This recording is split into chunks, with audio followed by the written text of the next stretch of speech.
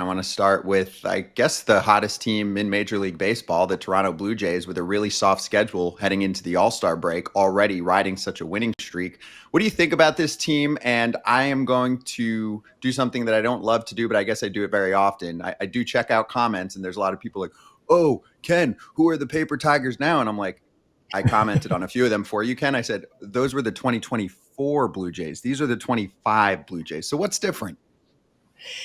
What's different is they're getting contributions from guys that most fans probably have not heard of. Nathan Lucas, Addison Barger, who has really come on, and Ernie Clement, he's another one. All of these guys, Joey Loperfido last night, are playing a major role for the Jays. I wouldn't say major, but a significant role. And it's not just Vladdy, it's not just Bo Bichette. That's one thing that's definitely standing out about them. Also, their offseason acquisitions, Santander, Hoffman, Andres Jimenez, who's back on the IL, they haven't been great, to say the least. And yet they've finally come together as a team. Now, when I called them the Paper Tigers last year and maybe even the year before, what I was referring to was a team that had a ton of talent but wasn't playing to its potential.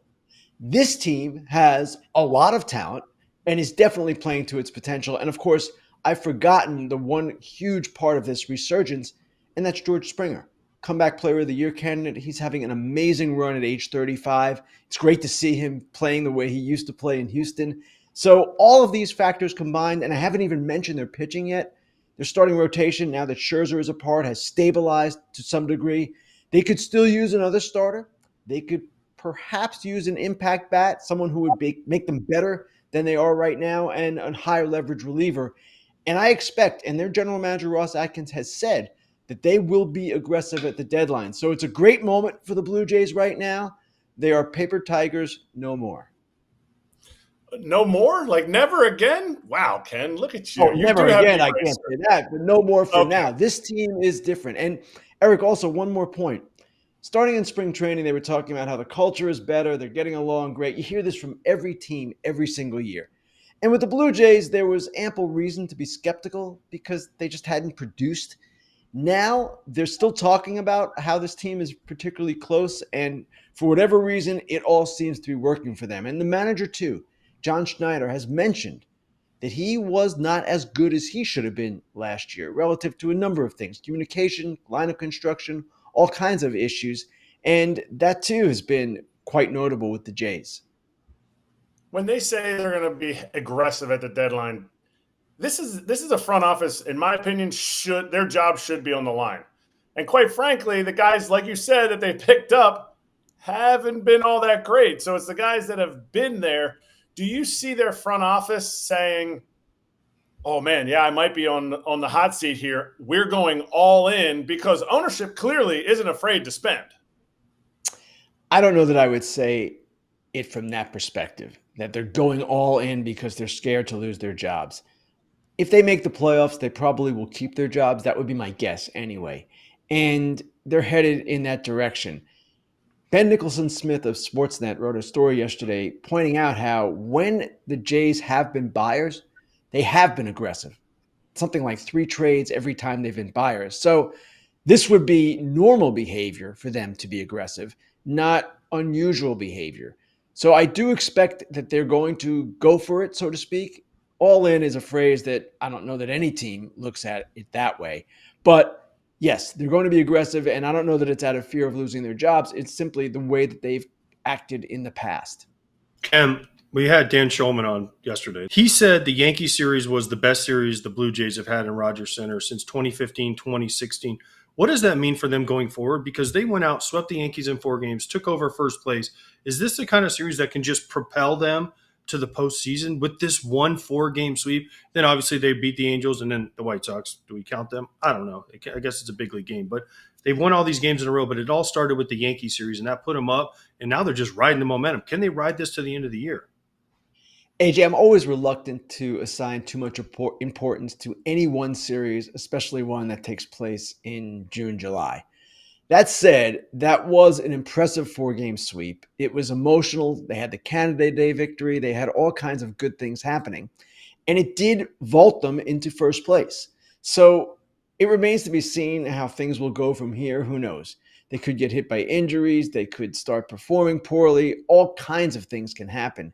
But in terms of this season, to this point, it was quite memorable. And it's the kind of series that if they do go on to the playoffs and do great things this season, that they will remember as a turning point for them, because it kind of showed that they did belong with the Yankees in that echelon of upper class AL teams. And they proved themselves. Now, they probably felt going into that series that they were on a level playing field with the Yankees, but it's one thing to think that, and it's another thing to do it. They did it. Ken, I'll change directions to a team that could sell some parts, but could do it in a different way if there's a front office shakeup. Can you tell us about what you wrote in The Athletic this morning regarding the Rockies front office? And my little follow-up to include is, do you think that firings can be contagious in Major League Baseball, being that they are generally done by really one person per team, the owner of that particular franchise? They definitely can be contagious. Whether they will be in this case remains to be seen. Now, full disclosure, I was working on a Rockies front office story even before the Nationals dismissed Mike Rizzo and Davey Martinez the other day. And one reason I was reluctant to even advance the idea of what I was hearing, which was chatter about Bill Schmidt getting reassigned, is that teams generally don't replace general managers or heads of baseball operations before the deadline. And I looked up, and I don't know that this is exactly accurate, but it's what I came up with. The last GM to be fired before the deadline, before Rizzo, was Terry Ryan in 2016. You generally want to keep your front offices together for the draft, for the deadline, and then you make moves later.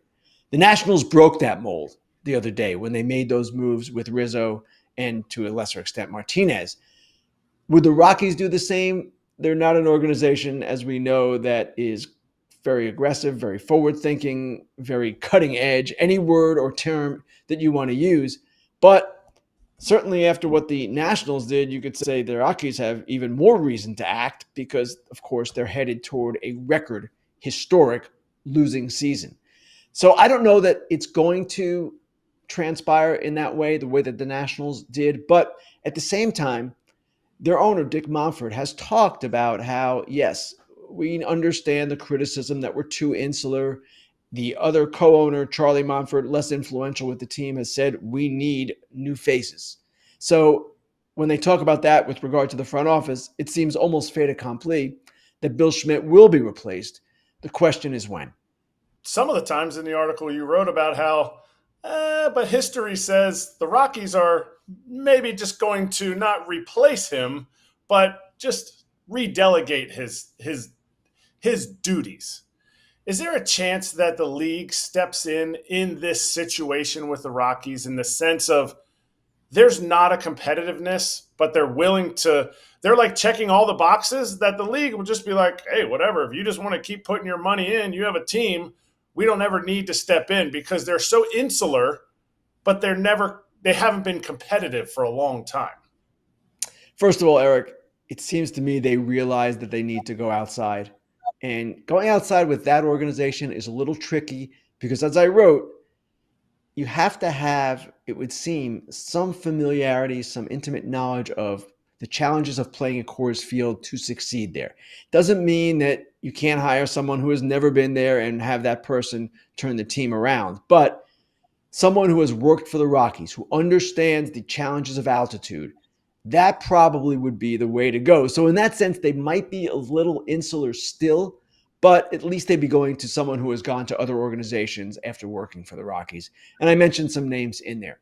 Now, will the league ever step in on a situation like this? The answer seemingly is no. Only times the league has stepped in to kind of disrupt things would be when an ownership is financially negligent. The McCourts in Los Angeles, that was one. But generally speaking, MLB lets the clubs run themselves. They're franchises of Major League Baseball, but they are independently owned. And they don't ever get in the way of a front office, even if a front office is performing really poorly. It wouldn't just be the Rockies we'd be talking about if we wanted the league to step in and do some things. It would be other teams as well. They don't do that. And I don't know that they should. When an ownership is committing financial malpractice or doing things that are borderline unethical, then that's a different story. Yes, the league should step in. But to correct the ills of a front office, no, they don't do that. And I'm not just sure they should. AJ, we're in Vegas right now, and I have not had a lot of time to eat during the day. So No. what could we do? I would love a Huel right now. Vanilla Huel would go down perfectly because when I have to skip meals because I'm too busy doing what you do in Vegas, which is not eat, I need a quick replacement, and Huel is the perfect thing. I'm a chocolate guy myself.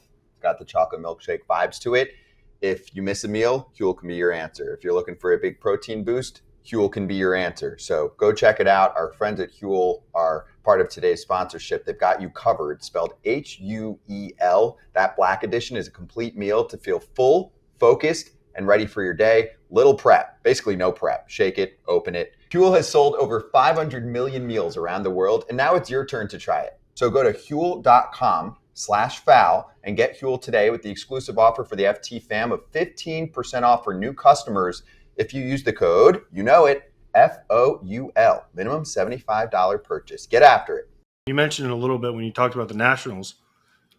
It was weird timing for me that they fired Rizzo right before the draft. They have the first pick in the draft. I'm sure that pick has already been, consummated or whatever, whether it's Holiday or Kate Anderson or whoever it is that they decide to pick first. But it's just strange timing. You fire the GM. I know they promoted a interim GM, but usually you want to wait till after the draft and after the trade deadline to do this, like you mentioned. Why do this? Now, I don't know this for a fact, but I was on teams. Tom Kelly, one time, they wanted to get rid of his pitching coach, and he said no, so he left with them. Is this a case where maybe Lerner came to Rizzo? And again, I don't know if this is the fact or it just is such weird timing. And Rizzo has been there for so long that Lerner maybe came to him and said, hey, Mike, you got to fire Davey. And he's like, no. And he's like, okay, you're both gone. Now, again, this is all speculation. This is not a fact. I have no idea if this is the right thing, but I've seen this happen before. Is this the case? Because it's just such odd timing, not for a manager, but for a GM. If that's the case, AJ, I have not confirmed it yet. And I've heard that theory. That theory makes sense to me, that Rizzo would say, you fire him, you got to fire me too, or something along those lines. But I have not confirmed it. Now, the timing is related to the options in their contracts. It's been reported a couple of different ways, but they both had options for next year. And Davey Martinez's certainly was an option that had to be decided on this month. So when you have that, yes, there is some decision that has to come into play. And Davey Martinez and Mike Rizzo have been so closely tied together. They won the World Series together in 2019 that I could see the logic of if one goes, then the other has to go from ownership's perspective. The other thing that might have driven this a little bit was the comments made by Davey Martinez a couple of weeks ago when he said, hey, it's not on the coaches, it's on the players. And he later backtracked and tried to get out of it the next day, but that kind of talk never goes over well. And I remember covering the Orioles one year where Ray Miller said after a Sunday afternoon loss, he was managing the team at the time, go talk to the players. They're the ones making all the money. They didn't fire him the next day, but they fired him eventually. And it's just that kind of thing that never sits well. So given that and the team's performance and the fact that they have the second most losses in baseball since winning the 2019 World Series, second only to the Colorado Rockies, all of these factors played a role. I am certain of that. Whether it was prompted by Rizzo standing up for Davey Martinez or trying to, that I do not know. Ken, to spin this forward, where do you think the Nationals go at the trade deadline?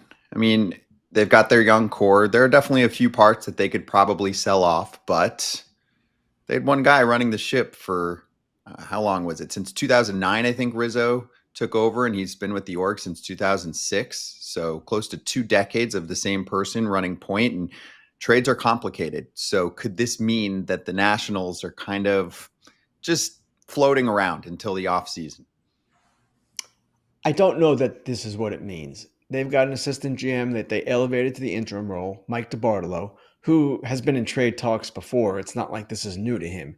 Now, he has not run an organization before. That is new to him. So we'll see. They don't really have a lot to trade. Kyle Finnegan would be their most interesting guy on an expiring contract. Mike Soroka would have some interest to teams, perhaps. As for the others, Nathaniel Lowe is on a 2-year deal, expires after 26. He's not performing that well. There isn't that much that they necessarily would want to do. The one guy that I find very interesting is Mackenzie Gore, all-star left-hander, who is at the same level of service that Juan Soto was when the Nationals traded him to the Padres at the 2022 deadline. Now you might say, well, why would you trade Mackenzie Gore? Well, he's represented by Scott Boras. Scott Boras generally likes his clients to establish their values on the open market. An extension would appear unlikely, especially with the Nationals not spending the way they once did. So that would be admitting that the team needs to go backwards before going forwards again. And maybe the Nationals don't want to admit that, but their system is not in a place to support Gore and James Wood and CJ Abrams. They've got those 3 guys from the trade, and they might get a few others from that trade as well.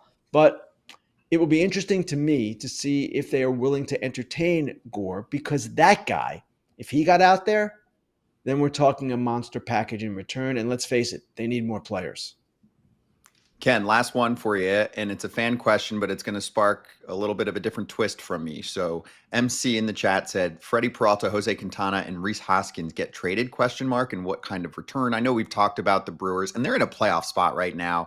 He brought up how they did the Hader move several years back, but that obviously caused uproar in Milwaukee. So I'm curious, this is the twist I'll put on it, Ken. Could you see a team like this do a baseball trade? And maybe there are more baseball trades this year, being that we don't have many sellers with big time assets to offer, including a team like the Braves, right?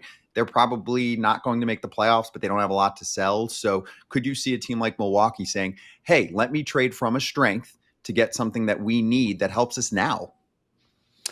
Yes, I could see a baseball trade happening. And what you mean by that, Scott, is not a money deal, not a player for prospects deal, pure need for need. Those kinds of deals should happen more often this year because so many teams are in the race. Now, granted, we've got several weeks to go before the deadline. Things could change. Teams could fall out. The Brewers are not going to be one of those teams, in my opinion, and they're not going to trade Peralta.